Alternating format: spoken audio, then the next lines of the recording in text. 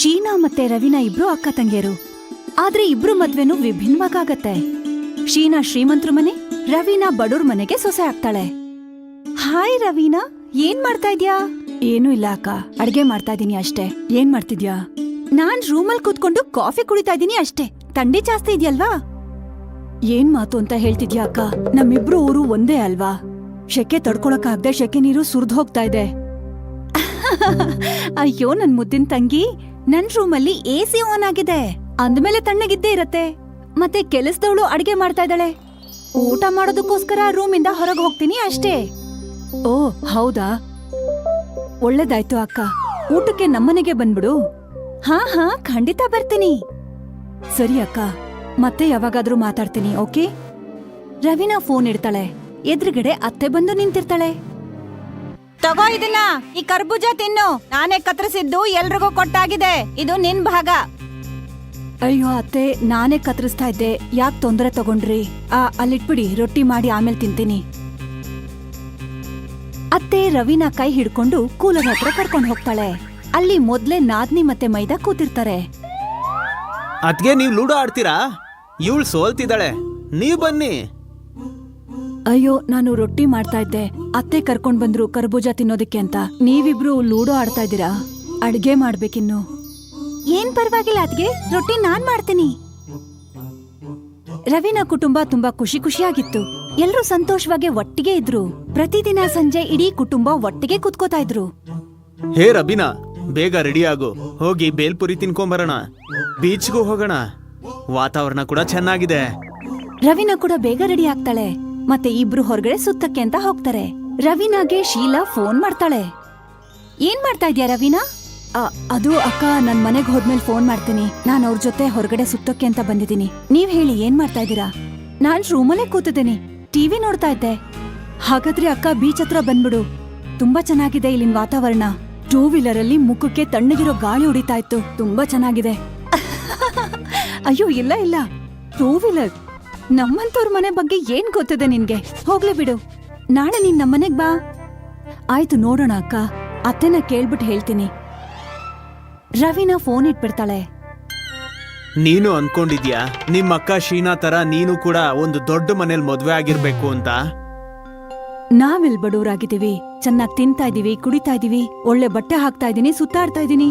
ಇನ್ನೇನ್ ಬೇಕು? ಅದು ಬಿಡಿ, ಬೇಲ್ಪುರಿನ ಪ್ಯಾಕ್ ಮಾಡ್ಕೊಳ್ಳಿ ಮನೇಲಿ ಎಲ್ರಿಗೋಸ್ಕರ. ಮಾರನೇ ದಿನ ಶೀನಾ ಮನೆಯಲ್ಲಿ. ನಡೀರಿ, ಸಂಜೆ ರವೀನಾ ಮನೆಗ್ ಹೋಗೋಣ. ತುಂಬಾ ದಿನದಿಂದ ಕರಿತಾ ಇದ್ದಾಳೆ ನಮ್ಮನ್ನ. ನನ್ನ ಹತ್ರ ಸಮಯ ಇಲ್ಲ. ರಾತ್ರಿ ನನಗೆ ಒಂದು ಪಾರ್ಟಿ ಇದೆ, ಬಿಸ್ನೆಸ್ ಮೀಟಿಂಗ್ ಪಾರ್ಟಿ. ನೀನು ಡ್ರೈವರ್ ಜೊತೆ ಹೋಗು. ಇಲ್ಲ, ಚೆನ್ನಾಗಿರೋದಿಲ್ಲ. ಮದ್ವೆ ಆದ್ಮೇಲೆ ಗಂಡ ಇಲ್ದೆ ನಾನೊಬ್ಳೆ ಅಲ್ಲಿಗೆ ಹೋಗೋದು ಏನ್ ಚೆನ್ನಾಗಿರುತ್ತೆ ಹೇಳಿ? ನೋಡು, ಮಿಡಲ್ ಕ್ಲಾಸ್ ಅವ್ರ ತರ ಮಾತಾಡ್ತಿದ್ಯಾ. ಅಮ್ಮನ್ ನೋಡು, ಹೇಗೆ ಸೋಷಿಯಲ್ ಲೈಫ್ ಅನ್ನ ಎಂಜಾಯ್ ಮಾಡ್ತಿದ್ದಾರೆ ಅಂತ. ನಾನ್ ಬರೋದಿಲ್ಲ. ಸರಿ, ಸಂಜೆ ಎಲ್ಲಾದ್ರೂ ಹೊರಗೆ ಹೋಗೋಣವಾ? ಇತ್ತೀಚೆಗೆ ವಾತಾವರಣ ತುಂಬಾ ಚೆನ್ನಾಗಿದೆ. ಅಯ್ಯೋ, ಈಗ ತಾನೇ ಹೇಳ್ದೆ ಪಾರ್ಟಿ ಇದೆ, ಅದು ತಾಜಲ್ಲಿ. ನೀನ್ ಬರೋದಿದ್ರೆ ಹೇಳು. ಇಲ್ಲ, ತಾಜ್ ಹೋಟೆಲ್ಗೆ ಹೋಗೋ ಮನ್ಸಿಲ್ಲ. ಸರಿ, ಹೋಗ್ಲಿ ಬಿಡಿ, ಇರ್ಲಿ. ಗಂಡ ಆಫೀಸಿಗೆ ಹೊರಟೋಗ್ತಾನೆ. ಶೀನಾ ಇಡೀ ದಿನ ಟಿವಿ ನೋಡ್ತಾ ಇದ್ಲು ಮನೇಲಿ, ಇಲ್ಲಾಂದ್ರೆ ಮೊಬೈಲ್ ಅಲ್ಲಿ ಇರ್ತಿದ್ಲು. ಅವಳು ಯೋಚಿಸ್ತಾಳೆ, ಸ್ವಲ್ಪ ಹೊತ್ತು ಮನೆಯವ್ರ ಜೊತೆ ಕೂತ್ಕೋಬೇಕು ಅಂತ.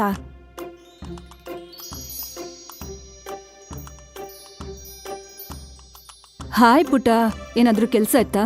ಏನಿವತ್ತು ನನ್ ಕೋಣೆ ಒಳಗಡೆ ಬಂದ್ಬಿಟ್ಟಿದ್ಯಾ? ಏನಿಲ್ಲ ಅತ್ತೆ, ಅದು ತುಂಬಾ ಬೇಜಾರಾಗ್ತಿತ್ತು, ಅದಕ್ಕೆ. ಓ, ಮೊಬೈಲಲ್ಲಿ ಗೇಮ್ ಆಡ್ತೀಯಾ? ನಾವು ಆನ್ಲೈನ್ ಅಲ್ಲಿ ಆಡ್ತಾ ಇದೀವಿ. ನೀನು ನಿನ್ ರೂಮ್ಗೆ ಹೋಗು, ನಾನು ಲಿಂಕ್ ಅನ್ನ ಕಳಿಸ್ತೀನಿ. ಶೀನಾಗ ಅರ್ಥ ಆಗತ್ತೆ ಅತ್ತೆ ಇಲ್ಲಿಂದ ಹೋಗೋಕ್ ಹೇಳ್ತಿದ್ದಾರೆ ಅಂತ. ಶೀನಾ ಅಲ್ಲಿಂದ ಹೊರಟೋಗ್ತಾಳೆ. ಸ್ವಲ್ಪ ಹೊತ್ತಲ್ಲೇ ಮೊಬೈಲಲ್ಲಿ ತಂಬೋಲ ಆಟ ಆಡ್ತಾಳೆ. ಆಮೇಲೆ ಸ್ವಲ್ಪ ಯೋಚನೆ ಮಾಡಿ ನಿಂತ್ಕೋತಾಳೆ. ಶೀನಾ ಮನೆಯಿಂದ ಹೊರಗಡೆ ಬಂದು ಡ್ರೈವರ್ಗೆ ರವೀನಾ ಮನೆಗೆ ಹೋಗ್ಬೇಕು ಅಂತ ಹೇಳ್ತಾಳೆ. ನನ್ ತಂಗಿ ಮನೆಗೆ ಕರ್ಕೊಂಡು ಹೋಗು. ಸರಿ ಅಮ್ಮವ್ರೆ. ದಾರಿನಲ್ಲಿ ಯಾವ್ದಾದ್ರು ಸ್ವೀಟ್ ಅಂಗಡಿ ಕಾಣಿಸಿದ್ರೆ ನಿಲ್ಸು. ಶೀನಾ ಸ್ವೀಟ್ ಅಂಗಡಿಗೆ ಹೋಗಿ ಒಂದಕ್ಕಿಂತ ಒಂದು ಮಿಠಾಯಿಗಳನ್ನ ಕೊಂಡ್ಕೋತಾಳೆ. ಅವಳು ತನ್ನ ತಂಗಿ ಮನೆಗೆ ಹೋದಾಗ ಇಡೀ ಕುಟುಂಬ ಒಟ್ಟಿಗೆ ಕೂತಿರತ್ತೆ ಅಲ್ಲಿ. ಅರೇ ಶೀನಾ, ಬಾಮ್ಮ, ಬಾಬಾ. ಯಾಕೆ ಹೊರಗಡೆ ನಿಂತಿದ್ಯಾ? ನಮಸ್ತೆ ಆಂಟಿ. ರವೀನಾ ಎಲ್ಲಿ? ರವೀನಾ ಇವಾಗಿನ ಇಲ್ಲೇ ಇದ್ಲು. ಗೊತ್ತಿಲ್ಲ. ರೋಹನ್ ಎಲ್ಲಿದ್ದಾಳೆ ಅಂತ ನೋಡ್ತೀಯಾ?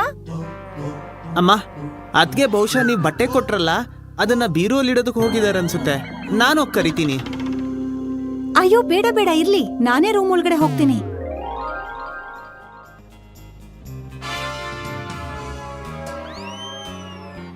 ಶೀನಾ ರವೀನಾ ರೂಮ್ ಒಳಗಡೆ ಹೋಗ್ತಾಳೆ.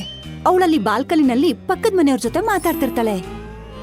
ಅರೆ ಅಕ್ಕ, ಏನ್ ದಿಢೀರಂತ ಬಂದ್ಬಿಟ್ಟೆ? ನಡಿ ನಡಿ, ಡ್ರಾಯಿಂಗ್ ರೂಮ್ಗೆ ಹೋಗೋಣ, ಅಲ್ಲಿ ಕೂತ್ ಮಾತಾಡೋಣ. ಬೇಡ ಬೇಡ, ಯಾಕೆಲ್ರಿಗೂ ತೊಂದರೆ ಕೊಡ್ಬೇಕು? ರೂಮಲ್ಲೇ ಕೂತ್ಕೊಳ್ಳೋಣ. ಏನ್ ಮಾತು ಅಂತ ಆಡ್ತಿದ್ಯಾ ಅಕ್ಕ? ನೀನ್ ಬಂದಿದ್ಯಾ ಅಂದ್ರೆ ಎಲ್ರೂ ನಿನ್ನ ಮಾತಾಡಿಸ್ಬೇಕಲ್ವಾ? ನಡಿ ಹೋಗೋಣ. ರವೀನಾ ಮತ್ತೆ ಶೀನಾ ಹಾಲ್ಗ್ ಬರ್ತಾರೆ. ಅಲ್ಲಿಗೆ ಅತ್ತೆ ಟೀ ಮತ್ತೆ ತಿಂಡಿ ತಗೊಂಡ್ ಬರ್ತಾರೆ. ಅರೆ ಆಂಟಿ, ನೀವ್ಯಾಕ್ ತೊಂದ್ರೆ ತಗೊಂಡ್ರಿ? ಅದ್ಯಾಕಂದ್ರೆ ನಾವೆಲ್ರೂ ಒಟ್ಟಿಗೆ ಕೂತ್ಕೊಳ್ಳೋಣ ಅಂತ. ಅತ್ತೆ, ಇವಾಗ ನೀವು ಕೂತ್ಕೊಳ್ಳಿ. ರವೀನಾ ಮನೆ ವಾತಾವರಣ ಶೀಲಾಗೆ ವಿಚಿತ್ರ ಅನ್ಸತ್ತೆ. ಎಷ್ಟು ಸಮಯ ಆಗೋಗಿತ್ತು. ಈ ತರ ಊಟ ನಾನ್ ಯಾವತ್ತೂ ಮಾಡಿರ್ಲಿಲ್ಲ. ತುಂಬಾ ರುಚಿಯಾಗಿತ್ತು ಊಟ. ನಮ್ಮಂತವ್ರ ಮನೇಲಿ ಈ ತರ ಅಡ್ಗೆ ಪ್ರತಿದಿನ ಆಗತ್ತೆ ಅಕ್ಕ. ಸರಿ, ರಾತ್ರಿ ಊಟಕ್ಕೆ ಏನ್ ತಿಂತ್ಯಾ? ಅರೆ, ಹಳ್ಳಿ ಅಜ್ಜಿ ನಿನ್ನ ಕಲ್ಸಿದ್ಲಲ್ಲ, ಅದನ್ನ ಮಾಡ್ ತಿನ್ಸಿ ಅವಳಿಗೆ. ಆಹಾ, ನಾನ್ ಮಾಡ್ತೀನಿ. ರವೀನಾ, ನಾದ್ನಿ ಮತ್ತೆ ಮೈದಾ ಕೂಡ ಶೀನಾ ಜೊತೆ ಮಾತಾಡ್ತಾ ಇರ್ತಾರೆ. ಮಧ್ಯಾಹ್ನ ಹಾಕ್ತಿದಾಗೆ ಎಲ್ರೂ ಒಟ್ಟಿಗೆ ಕೂತು ಊಟ ಮಾಡೋಕ್ ಶುರು ಮಾಡ್ತಾರೆ. ಅಂತ್ಯಾಕ್ಷರಿ ಆಡ್ತಾರೆ, ಸಿಕ್ಕಾಪಟ್ಟೆ ಹರಟೆ ಹೊಡಿತಾರೆ. ಶೀನಾ ವಾಪಸ್ ಮನೆಗ್ ಹೋಗೋವಾಗ ರವೀನಾ ಅತ್ತೆ ಅವಳಿಗೆ ದುಡ್ಡನ್ನು ಸಹ ಕೊಡ್ತಾರೆ. ಮಗಳೇ, ಮೊದಲನೇ ಸಲ ತಂಗಿ ಮನೆಗ್ ಬಂದಿದ್ಯಾ. ನಾವು ನಿಮ್ಮಷ್ಟು ಶ್ರೀಮಂತರೇನು ಅಲ್ಲ, ಆದ್ರೆ ನಾನ್ ನಿನಗಿಂತ ದೊಡ್ಡೋಳಲ್ವಾ. ಇದು ಸಣ್ಣ ಕಾಣಿಕೆ. ನೀನು ಬರ್ತೀಯ ಅಂತ ಗೊತ್ತಿದ್ರೆ ಮುಂಚೆನೆ ಒಂದು ಸೀರೆ ತಗೊಂಡ್ ಬಂದಿಟ್ಟಿರ್ತಿದ್ದೆ. ಶೀನಾ ಅತ್ತೆ ಕಾಲ್ಗೆ ನಮಸ್ಕಾರ ಮಾಡಿ ಕಣ್ಣಲ್ಲಿ ನೀರ್ ತುಂಬ್ಕೊಂಡ್ ಹೇಳ್ತಾಳೆ, ನಾನ್ ಬರೀ ದುಡ್ಡಿಂದ ಶ್ರೀಮಂತೆ ಅಷ್ಟೇ, ಆದ್ರೆ ರವೀನಾ ಸಂಬಂಧಗಳಲ್ಲಿ ಶ್ರೀಮಂತೆ. ಜೀವನದಲ್ಲಿ ನಿಜವಾದ ಸಂತೋಷ, ಖುಷಿ ನಮ್ಮೋರ್ ಜೊತೆನೆ ಇರೋದು, ದುಡ್ಡಲ್ಲ. ಶೀನಾ ಅಲ್ಲಿಂದ ಹೊರಟೋಗ್ತಾಳೆ. ಮತ್ತೆ ರವೀನಾ ಅತ್ತೆನ ನೋಡಿ ನಗ್ತಾಳೆ.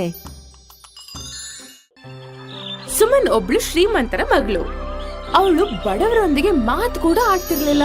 ಅವಳಿಗೆ ಬಡವರಂದ್ರೆ ಆಗ್ತಿರ್ಲಿಲ್ಲ. ಅವಳ ಶ್ರೀಮಂತಿಕೆ ಮೇಲೆ ಅವಳಿಗೆ ಅಹಂಕಾರ ಇತ್ತು. ಸುಮನ್ ಮನೆಯಲ್ಲಿ ಶಿವಾನಿ ಹೆಸರಿನ ಒಂದ್ ಹೆಂಗಸು ಅವಳ ಮನೆ ಕೆಲಸ ಮಾಡ್ತಿದ್ಲು. ಅವಳ ಮಗಳ ಹೆಸರು ಕುಸುಮ್ ಅಂತ. ಕುಸುಮ್ ತುಂಬಾ ಒಳ್ಳೆ ಮತ್ತು ನಿಯತ್ತಿನ ಹುಡುಗಿಯಾಗಿದ್ಲು. ಒಂದಿನ ಸುಮನ್ ಮನೆಯಲ್ಲಿ ಪಾರ್ಟಿ ಇತ್ತು.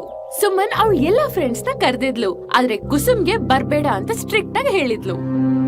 ಕುಸುಮ್, ಇವತ್ ರಾತ್ರಿ ನಮ್ ಮನೇಲಿ ಪಾರ್ಟಿ ಇದೆ, ನೀನು ನಿಮ್ಮಮ್ಮನ್ ಜೊತೆ ಇಲ್ಲಿ ಬರ್ಬೇಡ. ಯಾಕಕ್ಕ, ಏನಾಯ್ತು? ನಾನ್ ಯಾಕೆ ಬರ್ಬಾರ್ದು? ನನ್ಗೂ ಪಾರ್ಟಿ ನೋಡ್ಬೇಕು. ಇಲ್ಲ ಇಲ್ಲ, ನೀವೆಲ್ಲ ಬರ್ಬಾರ್ದು, ಯಾಕಂದ್ರೆ ನೀವ್ ಬಡವ್ರು, ಮತ್ತೆ ಬಡವ್ರಿಗೆ ನನ್ ಪಾರ್ಟಿಯಲ್ಲಿ ಏನೂ ಕೆಲ್ಸ ಇಲ್ಲ. ಕುಸುಮ್ ಬೇಜಾರ್ ಮಾಡ್ಕೊಂಡು ಮನೆ ಕಡೆಗ್ ಹೊರಟೋಗ್ತಾಳೆ. ಮನೆಯಲ್ಲಿ ಹೋಗಿ ಬೇಜಾರ ಕುತ್ಕೊಂಡಿರ್ತಾಳೆ. ಆಗ ಅಲ್ಲಿಗೆ ಶಿವಾನಿ ಬರ್ತಾಳೆ. ಕುಸುಮ್, ಏನಾಯ್ತು? ಯಾಕೆ ಹಿಂಗ್ ಕೂತ್ಕೊಂಡಿದ್ಯಾ? ಏನಿಲ್ಲ ಅಮ್ಮ, ಸುಮನ್ ಮನೇಲಿ ಪಾರ್ಟಿ ಇದೆ, ನನ್ಗೆ ಪಾರ್ಟಿ ನೋಡ್ಬೇಕು. ಅವ್ರು ತುಂಬಾ ಚೆನ್ನಾಗಿರೋದು, ಟೇಸ್ಟಿ ಆಗಿರೋದೆಲ್ಲ ಊಟ ಮಾಡ್ತಾರೆ ಅಮ್ಮ. ಹೇಗಂದ್ರೆ ಬರ್ಗರ್, ಪಿಜ್ಜಾ, ಮೋಮೋಸ್, ಚೌಮೀನ್. ನನ್ಗೂ ಇದೆಲ್ಲ ತಿನ್ಬೇಕಮ್ಮ. ನೋಡಮ್ಮ, ನಮ್ಗಿದೆಲ್ಲ ತಿನ್ನಕ್ಕಾಗಲ್ಲ, ನಮ್ಮ ಹತ್ರ ಅಷ್ಟೊಂದ್ ದುಡ್ಡಿಲ್ಲ. ಆದ್ರೆ ಬೇಜಾರ್ ಮಾಡ್ಬೇಡ, ನಾನ್ ನಿನ್ಗೆ ತುಂಬಾ ಚೆನ್ನಾಗಿರೋ ಅಡ್ಗೆ ಮಾಡಿ ಹಾಕ್ತೀನಿ. ಮರುದಿನ ಸುಮನ್ ಮನೇಲಿ ಪಾರ್ಟಿ ಇತ್ತು. ಅವಳು ಎಲ್ಲಾ ಫ್ರೆಂಡ್ಸ್ ಬಂದಿದ್ರು, ಮತ್ತೆ ತಿನ್ನಕ್ಕೆ ತುಂಬಾ ಚೆನ್ನಾಗಿರೋ ವಸ್ತುಗಳಿತ್ತು. ಬರ್ಗರ್, ಪಿಜ್ಜಾ, ಪನ್ನೀರ್ ಈ ತರದೆಲ್ಲ ಇದ್ದು ಎಲ್ರು ಪಾರ್ಟಿ ಎಂಜಾಯ್ ಮಾಡ್ತಿದ್ರು. ಪಾರ್ಟಿ ಇದ್ದಿದ್ರಿಂದ ಶಿವಾನಿಗೆ ಕೆಲ್ಸ ಮಾಡಿ ಸುಸ್ತಾಗಿತ್ತು. ಮರುದಿನ ಹುಷಾರಿಲ್ದಿರೋ ಶಿವಾನಿ ಕುಸುಮಾಗ್ ಹೇಳ್ತಾಳೆ, ಕುಸುಮ್, ನನ್ಗಿವತ್ತು ಏನೂ ಕೂಡ್ತಾ ಇಲ್ಲ, ನೀನೊಂದ್ ಕೆಲ್ಸ ಮಾಡು, ಸುಮನ್ ಮನೆಯಲ್ಲಿ ನನ್ ಕೆಲ್ಸ ಮಾಡ್ಬಿಟ್ ಬಾ, ಮತ್ತವ್ರಿಗೆ ಹೇಳು ನನ್ಗೆ ಸುಸ್ತಾಗ್ತಿದೆ ಅಂತ. ಕುಸುಮ್ ಹೋಗ್ಬಿಡ್ತಾಳೆ. ಕುಸುಮ್ನ ನೋಡಿ ಸುಮನ್ಗೆ ತುಂಬಾ ಕೋಪ ಬರುತ್ತೆ. ಮತ್ ಹೇಳ್ತಾಳೆ, ಕುಸುಮ್, ನಿನ್ನೆ ರಾತ್ರಿ ಪಾರ್ಟಿ ತುಂಬಾನೇ ಚೆನ್ನಾಗಿತ್ತು, ಮತ್ ನಾವ್ ಎಲ್ರು ತುಂಬಾನೇ ಎಂಜಾಯ್ ಮಾಡಿದ್ವಿ.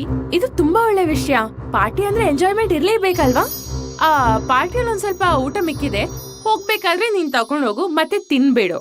ಯಾಕಂದ್ರೆ ಊಟ ಅಷ್ಟೊಂದೇನ್ ಟೇಸ್ಟಿ ಆಗಿರ್ಲಿಲ್ಲ, ಅದಕ್ಕೆ ಯಾರು ತಿಂದಿಲ್ಲ.